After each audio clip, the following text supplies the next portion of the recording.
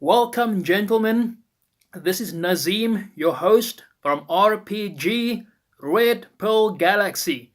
So, gentlemen, today we have another episode, and as per the title of this video, why do men go MGTOW? Why do men go their own way? Guys, for many, many years, this feminism bullshit has been polluting our society with very toxic ideas. And it's about time that we men start realizing our strengths and what we can do to make this world a better place. So let's get down to it. You see, different people go MGTOW for many different reasons. And you get the MGTOW community within married men, and then there's the MGTOW community for single men. But at the end of the day, they're all going their own way for very similar reasons. Let's start with married men. Number one, I've made 5 reasons for married men and I've made 7 reasons for single men, but by no means is this list exhaustive or completely comprehensive. These are just the 5 and the 7 reasons that I can come up with that most men can identify with. So let's start with reason number 1, divorce rape. Unfortunately, many men nowadays have not thought of the possibility of divorce before they got married. They always fall into this category of it won't happen to me, or she'll never do that to me until it happens. Now you gotta ask yourself, what is the definition of divorce rape? I'll tell you what the definition is. Divorce rape happens when a woman, for any reason, decides to file a divorce against you, and if you are married in community of property, in other words, you did not take out a prenuptial agreement whereby what's yours is yours and what's hers is hers. She gets to take half or more of everything. And you heard that last part correct, or more. Because oftentimes, even though she's only supposed to take 50% of your assets, many times the courts that are in favor of women and against men end up taking more than half of what is yours.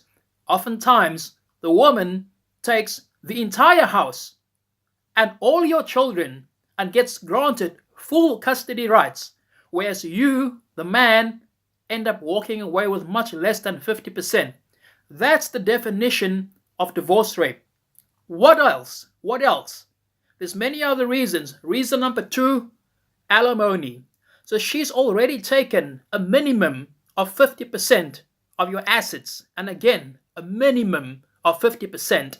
If she hasn't already taken your house, if she hasn't already taken your children. Then there's this nightmare called alimony. For those men that do not know, alimony refers to the difference of income in terms of lifestyle that you both enjoyed whilst she was married to you. Let's make an example. Let's say, for instance, you were earning as a man the sum of $5,000 a month. She only made $1,000 with her job that she was doing, no matter what it was. If she happened to be an administrative assistant, if she happened to be a content writer and she was paid $1,000, but you made $5,000, to even it out, the courts are going to say that because she enjoyed a very high standard of living, you were earning somewhere here and she was earning somewhere there, you've got to pay her that excess to bring that balance to where you both are living a similar standard. So effectively, to simplify it, you've got to walk away with about 2.5K and she's got to walk away with about 2.5K, which means that every single month after you've been divorce raped, after she's taken your house and the kids, you need to pay her an additional $1,500 to ensure that she makes a minimum of $2,500. Why? I don't know. They say that while she was married to you, she was enjoying a fairly high standard of living, and now that you're not together anymore, you have to make up for that deficit by paying her alimony. Now, I don't know about you, but if I buy a car and this car is no longer working and this car is completely damaged, why do I need to keep paying for something that I no longer own? Unless, of course, you bought the car on terms and you still owe the bank, that's a different story. But I'm talking about paying the full cash amount for a car that no longer works and you're still paying for it. But with women, it's completely different. The courts are designed in such a way that it disadvantages us men. What other reasons can I think about? I've mentioned divorce rape, I've mentioned alimony. Let's go on to the third point, child support. Now, don't misunderstand me. If you have a child, if you are the legitimate father of a child, and with that, by the way, go for a DNA test. 33% of DNA testing centers admit, and these are actual statistics, you can check it out yourself, look it up yourself. 33% of men that go for actual DNA testing report not to be the father. And again, this is the percentage of men that actually get tested. This is not 33% of all men. So if a very small fraction of men test themselves to be the father, what about the men that do not get tested? Okay? So coming back to child support, if it really is your son, if it really is your daughter, don't misunderstand me. I completely support the idea that you need to financially support the child if you are the father. So why would I have a problem with child support? My problem is that 80%, or shall I say 90% of women do not use that child support money on the child. They spend the money selfishly on themselves. They buy expensive shoes, handbags, luxuries, makeup. They even spend that money on fucking Chad and Tyrone, and whatever is left, if any, they spend those scraps on their children. That is the problem I have with child support. So number one, she divorce rapes you. She takes your entire house and kids away from you. She takes away the parental rights from you as a father.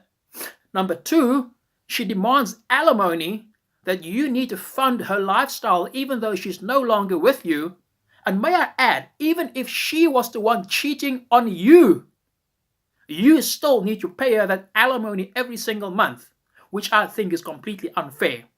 Number three, child support that you pay from the less than 50% that you have left after you've given her the house, after she's taken the children, after you've paid alimony. You still need to pay child support that she's going to be using to fuck Chad and Tyrone and to pay for expensive handbags and luxuries and makeup and who knows what. That's the problem I have. What other reasons can I think of? Lawyer fees, okay?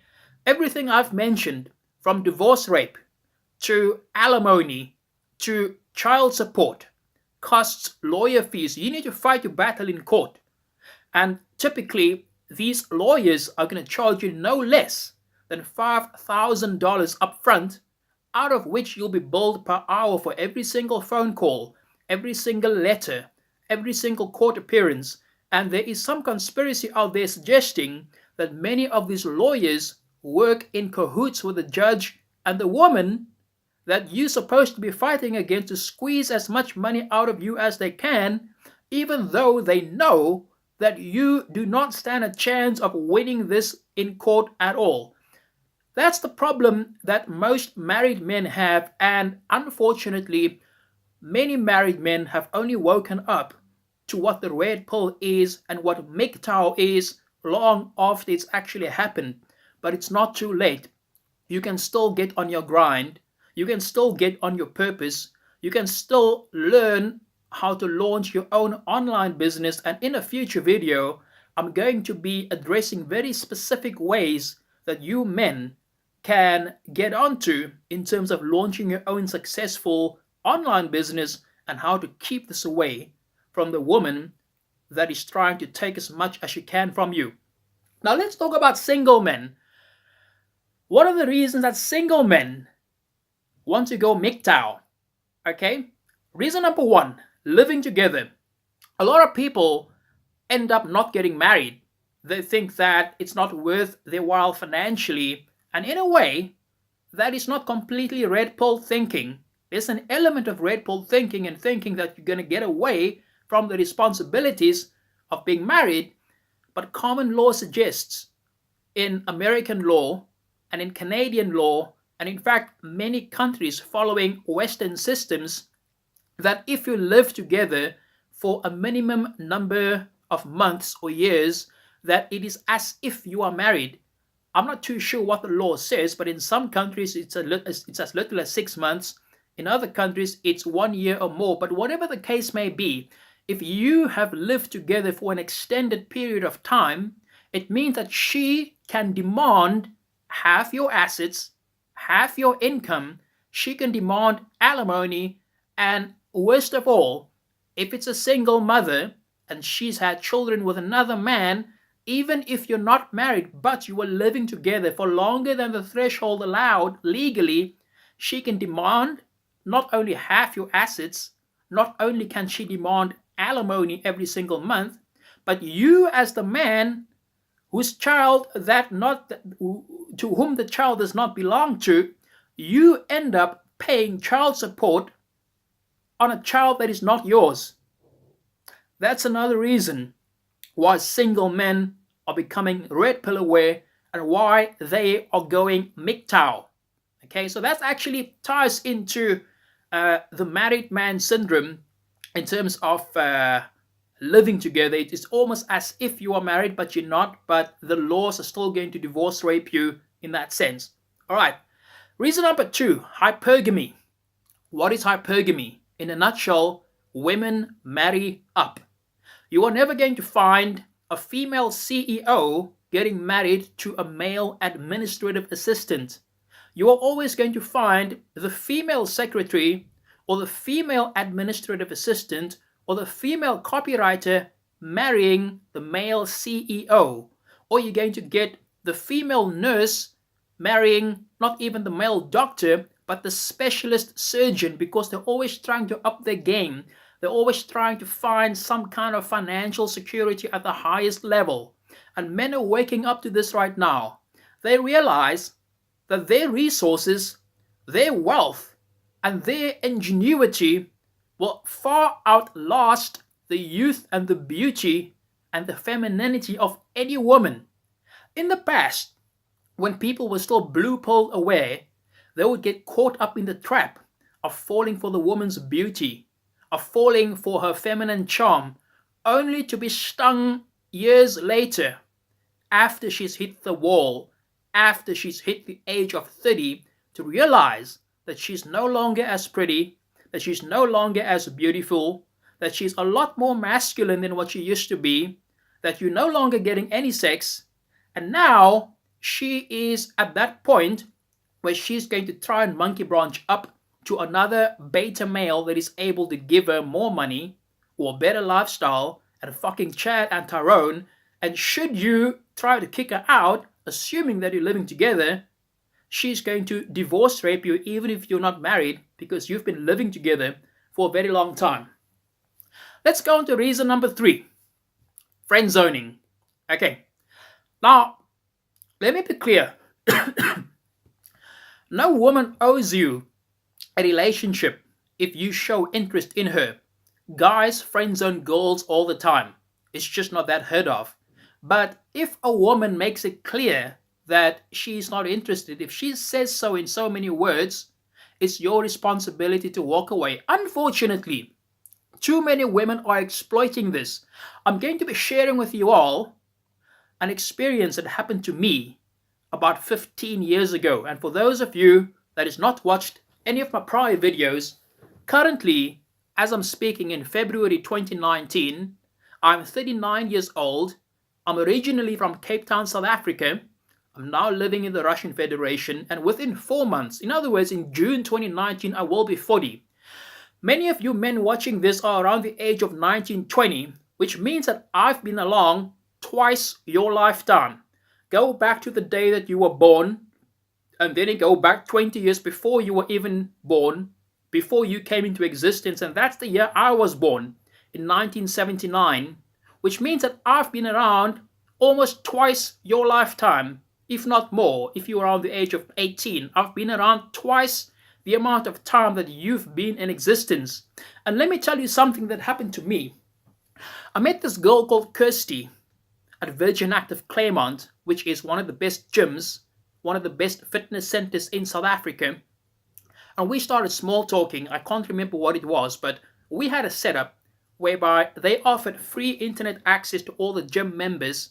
I was looking at my screen, she was looking at her screen, and so we were facing each other, and that's where some small conversation happened. Long story short, I told her that even though I'm no longer working as a fitness professional, if she is interested, I could show her some exercises. Now, of course, I will admit this was my excuse to get my foot into the door because I was sexually attracted to her, and she clearly picked up on this because I complimented her on her beauty. However, little did I know that she was in fact online looking at the rates of personal trainers, and it later turned out that she was prepared to pay a certain amount of money to have a personal trainer train her a minimum of 3 times a week so that she could know the mechanics of fitness and exercise over a 6-month period, then stop the fitness training because by then she would know exactly how to continue her fitness routine on her own. When she realized that I am a former fitness trainer, that I'm as jacked up as a personal trainer working at the gym, if not more, she took advantage of the situation when I suggested, let's train together. Now, let me make it clear, I wasn't trying to make money out of her. I was using training together as an excuse to be around her. In fact, I was a beta orbiter. And I say that because back then, I was very much a blue pill male. Knowing what I know now, I would never do such a thing ever again. Because what you're opening up yourself to is the opportunity to be exploited and be taken advantage of. And there's absolutely no way that she could not have known that I was sexually interested in her, because I would always compliment her on her beauty. I would always ask her to give me a hug.